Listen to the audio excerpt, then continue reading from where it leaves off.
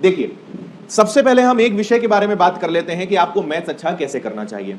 इसी के साथ मैं आपके एक और प्रश्न का जवाब दूंगा कि जब आपके पास 14 या 15 विषय हो तो उनको कैसे पढ़ें। मैं आपको एक चीज बताता हूं, आप एक्सपेरिमेंट करके देख लेना, लगभग एग्जाम्स में 70% और 30% का एक रेशो है। गिने चुने आपके 3 से 4 ऐसे सब्जेक्ट हैं जिनसे आपका 70% सिलेबस कवर होगा, और इसके अलावा आपके 7 से 8 ऐसे विषय होंगे जिनसे आपका 30% सिलेबस आएगा, है ना। आप कोई भी एग्जाम देख लेना, ठीक है।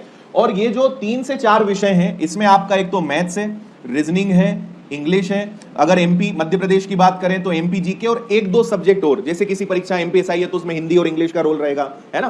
तो आपको सबसे पहले क्या करना है, 70% या 80% सिलेबस पे फोकस करना है।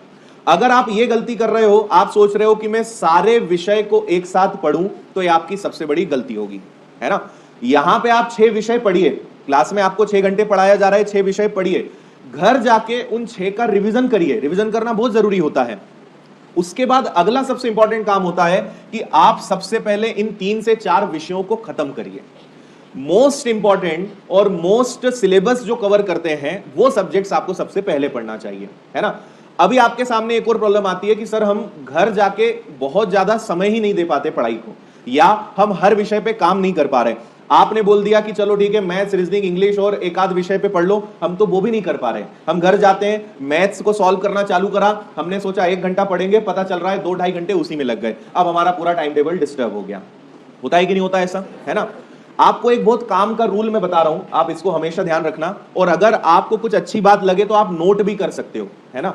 सुना हुआ ज्यादा दिनों तक और ज्यादा समय तक याद नहीं रहेगा, तो इसलिए कहीं कुछ लगे तो नोट भी कर लेना।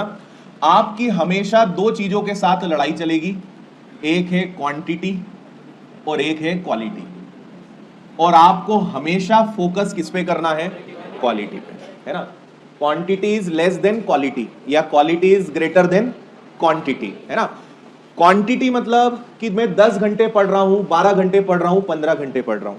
क्वालिटी मतलब कि 15 घंटे बैठे तो लेकिन मुश्किल से 4-5 घंटे के लायक ही हमने पढ़ाई करी, है ना। नंबर ऑफ आवर्स कभी मैटर नहीं करते, हमेशा मैटर क्या करता है, क्वालिटी। कई लोग की आदत है, पढ़ने बैठे मोबाइल भी बार बार चेक कर रहे हैं। बोला जाता है ना कि मोबाइल और एक छोटे से बच्चे में कोई अंतर नहीं है, फर्क बस इतना है कि मोबाइल में हर थोड़ी थोड़ी देर में देखना पड़ता है किसका नोटिफिकेशन आया, और एक बच्चे का डायपर हर थोड़ी थोड़ी देर में देखना पड़ता है गीला तो नहीं हुआ, है ना। तो हम पढ़ जरूर रहे हैं, लेकिन बार बार किसी का फोन आया, किसी का नोटिफिकेशन आया, किसी का मैसेज आ गया, तो पढ़ आप रहे हो 7-8 घंटे, लेकिन कभी एक्चुअल में देखना कि वास्तव में पढ़े कितना हम उसमें, है ना।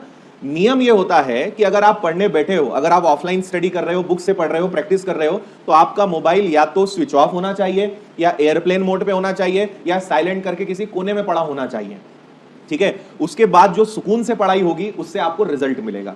एक जो प्रॉब्लम होती है कि सर पढ़ तो बहुत रहे हैं, मेहनत तो बहुत कर रहे हैं, रिजल्ट नहीं मिल रहा है, उसका मैं आगे आपको बताऊंगा। उसमें कमी होती है प्लानिंग की, और एक कमी जो होती है वो क्या है, जो मैंने आपको अभी बताया कि हम डिस्टर्बेंस के साथ बहुत पढ़ते हैं, है ना। तो अगर आप इस चीज से लड़ रहे हैं कि सर क्या करें भाई, एक हमने सोचा कि आज मैथ्स को मैं 2 घंटे पढ़ूंगा, रीजनिंग को भी 2 घंटे पढ़ूंगा, और इंग्लिश को भी 2 घंटे पढ़ूंगा, है ना। कभी ऐसी स्थिति आपने बनाई होगी, आपका मैथ्स में ही 4 घंटे निकल गया, तो आपको चिंता नहीं करनी है ना। सबसे इंपॉर्टेंट क्या है, जो मैंने कहा कि आप जितना पढ़े अच्छा पढ़े, है ना। कभी, क्योंकि हमें अल्टीमेटली ना इंप्रूवमेंट फील होना चाहिए, ठीक है।